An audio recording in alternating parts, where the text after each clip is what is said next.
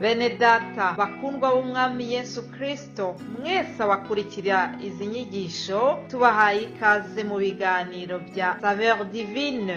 Ibi biganiro mu bitegurirwa n'abavugabutumwa bwiza batandukanye, akaba ari umuhamagaro ugendera ku ijambo ry'Imana byanditse mu gitabo cy'ubutumwa bwiza uko bwanditswe na Matayo ibice 24 umurongo wa 14. Kandi ubutumwa bwiza bw'ubwami buzigishwa mu isi yose ngo bube ubuhamya bwo guhamiriza amahanga yose, nibwo imperuka izahera ko ize. Ibi biganiro mubikurikira ku channel ya YouTube yitwa Saveur Divine. Tubifurije kugubwa neza. Imana Data ari nayo So ibaha umugisha.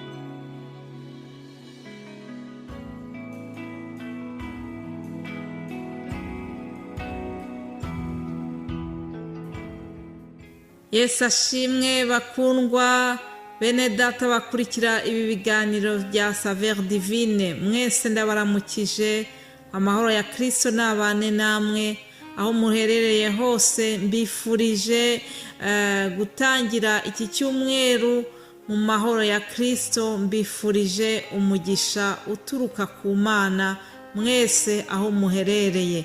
Imana ishimwe, ndayishimira yuko yongeye kumpa ubushobozi bwo kuvugana namwe muri ubu buryo bw'ikoranabuhanga. Murashimira Imana kuko yampaye kurama nkageza muri iki kinyejana aho umuntu ashobora kuba ari mu rugo rwe, mu nzu, atavuye aho yicaye, ariko akohereza ubutumwa bwiza bukagera kuri benshi hirya no hino. Ibi ni ibintu mbona yuko ari umugisha. Ibi ni ibintu mpora nshima Imana kuko yampaye kurama nkagera muri iki gihe bishoboka. Imana ishimwe. Nguhaye ikaze wowe wumva ibi biganiro bya Saveur Divine. Nguhaye ikaze wowe ukunda ijambo ry'Imana kandi ukanezezwa no kurisangiza abandi. Yesu aduhana umugisha twese. Mbere yuko dutangira ibi biganiro, reka tubanze dusenga Imana gatoya. Mana Data twese wo mu ijuru, se w'umwami wacu Yesu Kristo, Mana ya Aburahamu, Mana ya Isaka na Yakobo, Mana yacu twese turagushimiye. Ndagushimiye yuko uduhaye gutangira iki cyumweru, uyu munsi mwiza wo kuwa mbere dutangiye. Turawugushimiye, tugushimiye uburinzi bwawe, tugushimiye kubw'uyu mwuka tugihumeka.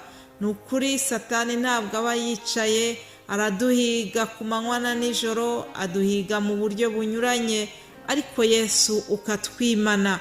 Waranyimanye, ndagushimiye Yesu.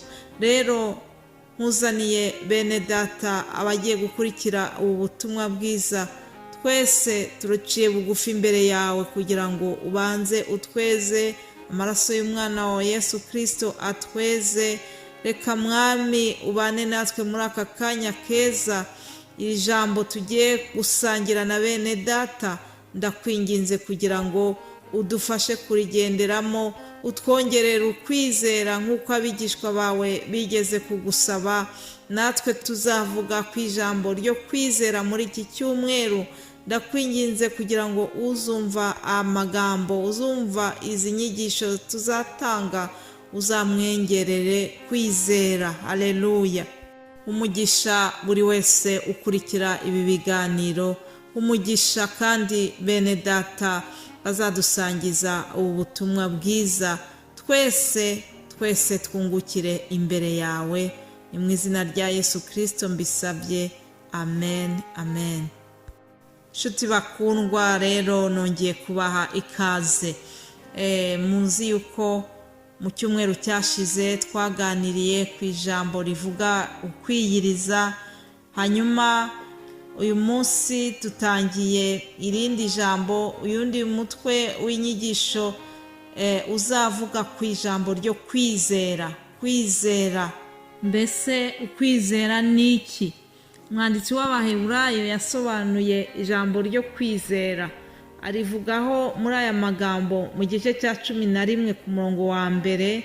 Aravuga ngo kwizera ni ukumenya rwose ibyiringirwa udashidikanya ko bitazaba, kandi niko kuduhamiriza ibyo tutareba ko ari iby'ukuri.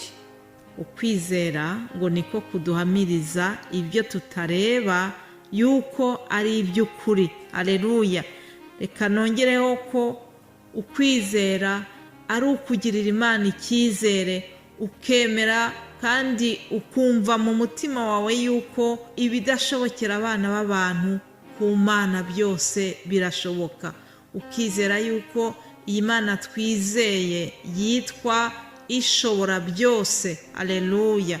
Abigishwa ba Yesu n'intumwa ze batubanjirije bagize umugisha wo kugendana nawe, bagira umugisha wo kumukoraho, bagira umugisha wo kubona uko asa, bagira umugisha wo kubona imirimo ikomeye n'ibitangaza yakoze ubwo yari ari muri iyi si.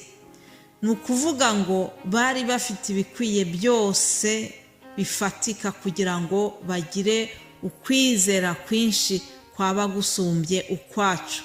Nyamara nabo bari abana b'abantu nkatwe, nubwo bagendanye nawe ntabwo ukwizera kwabo kwari shyashya. Hari kenshi bagiye berekana yuko batagize ukwizera guhagije.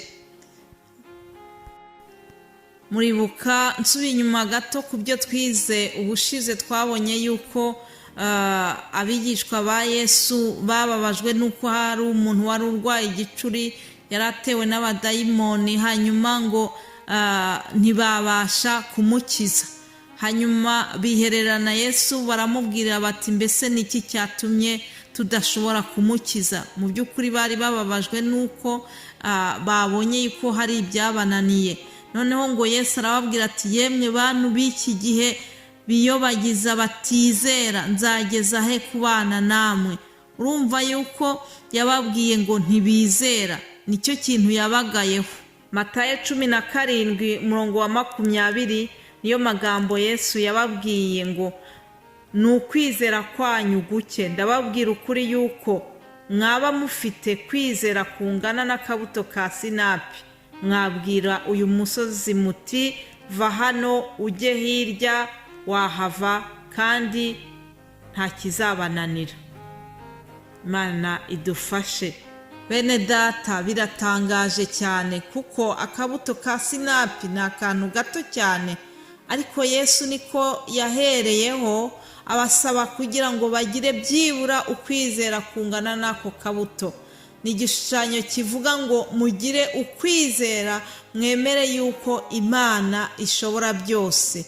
Uramutse wumvise ugashyira mu mutwe wawe yuko ari ishobora byose, ibyo byonyine birahagije. Hari ahandi tubona amagambo nk'aya ngaya, ni muri Luka 17:5 handitswe ngo maze intumwa zibwira umwami Yesu ziti twongerere kwizera.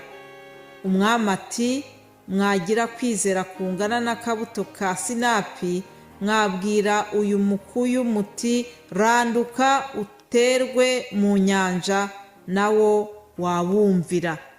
Imana idufashe kugira ngo tugire ukwizera guhagije. Hano tubonye ko ngo intumwa zamwisabiye zikamubwira ziti nyabuneka twongerere kwizera. Mbese niki cyatumye zibonamo yuko zidafite ukwizera guhagije? Ibyabanjirije iki kintu basabye Yesu nuko Yesu yari amaze kubahugura. Hejuru baratubwira ngo Yesu yarababwiye ngo mwirinde, ngo mwene so nakora nabi umucyahe, niyihana umubabarire, kandi nakugirira nabi ku munsi umwe akaguhindukirira 7 ati ndihannye, uzamubabarire. Birashoboka yuko abigishwa barebye bagasanga ari ikintu kizabakomerera kugira ngo bababarirane, kandi tubonye yuko ijambo rivuze ngo nakugirira nabi inshuro 7 ngo akaguhindukirira 7, bivuga yuko azaba yakubabaje inshuro 7, ariko Yesu arababwira ngo uzamubabarire. Noneho birashoboka ko babonye yuko abasabye ikintu gikomeye, bareba mu mutima wabo bisanga yuko bibagoye, bisanga yuko mu by'ukuri hari ikintu babuze mu kwizera kwabo, nuko baratinyuka baramubwira bati twongerere ukwizera. Uku ni uguca bugufi inshuti zanjye. Nk'uko izi ntumwa zabisabye Yesu, nanjye ndasaba Imana ngo inyongerere ukwizera. Imana ikongerere ukwizera nawe unyumva muri aka kanya. Hari byinshi bishobora guhungabanya ukwizera k'umuntu. Byarabaye no ku ntumwa. Yesu yigeze kubwira Petero ati, Simoni, dore Satani yabasabye ngo kugira ngo abagosore nk'amasaka, ngo ariko ngo weho ndakwingingiye ngo kwizera kwawe kudacogora, nawe numara guhinduka ukomeze bagenzi bawe. Nanjye ndakwinginga, nanjye ninginga ngo ukwizera kwacu ntigucogore. Reka tugumane ukwizera, haba mu bihe byiza haba no mu bihe bibi, ntiducogore. Imana itwongerere kwizera, nibyo mbifurije mu izina rya Yesu Kristo. Amen.